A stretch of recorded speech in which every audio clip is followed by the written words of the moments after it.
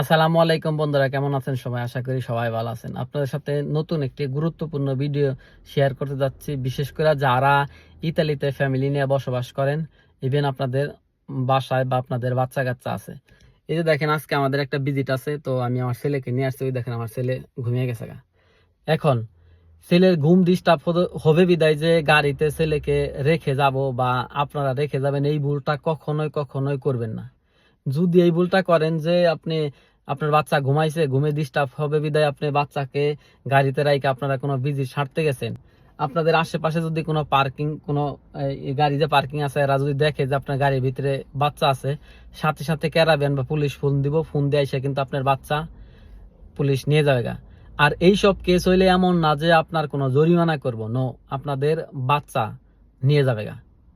আপনাদের বাচ্চা নিয়ে যাওয়া, এটা কিন্তু খুব মারাত্মক একটা অপরাধ। যে ইতালিতে আপনার কোনো বাচ্চা কাচ্চা এরকম গাড়িতে যদি ঘুমান্ত অবস্থায় রাইখে যদি আপনারা আপনাদের কাজ সারতে যান, পুলিশ বা কেরাবেন এসে দেখলে কিন্তু আপনাদের বাচ্চা নিয়ে যাবে গা। কারণ ইতালিতে অলরেডি অনেক বাচ্চা কাচ্চাই এরকম হয়েছে বা মারা যাইতেছে বিধায় এরা এইটার বিষয়ে অনেক কড়াকড়ি আইন। রিসেন্টলি আমাদের শহরে, যারা আমার এই এলাকায় থাকেন তারা তো জানেন ঘটনাটা। রিসেন্টলি আমাদের শহরে আমার বন্ধুর সাথে সেম ঘটনা ঘটছে।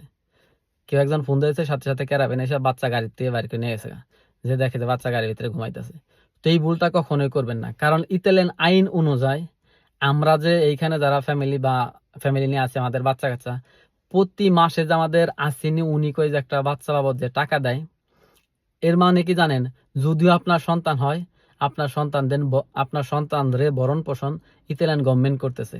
তার মানে ওদেরও অগ্রাধিকার আছে এই ছেলে মেয়ের প্রতি। এইগুলো হচ্ছে ওদের বাচ্চা কাচ্চা। তো যেই কারণে আপনার ছেলে, আপনার সন্তান, আপনি যদি কখনোই ভুলটা করেন, মন রাখেন এই ভুলের কোনো আপনার কি বলে যে শাস্তি এমন না জরিমানা করব, নো। আপনাদের ছেলে মেয়ে তারা নিয়ে যাবে কাজে, তুই এই ছেলে মেয়ে পালার যোগ্যই না। তোর এই ছেলে মেয়েকে ভরণ পোষণ করতেছে গভর্নমেন্ট, তুই ওরে এইভাবে অবহেলা করে ফালিয়ে রাখছ।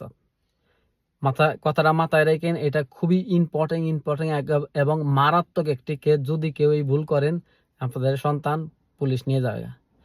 তো সবাই ভালো থাকবেন, সুস্থ থাকবেন। আপনাদের সবার জন্য হইলো দোয়া ও ভালোবাসা। আসসালামু আলাইকুম।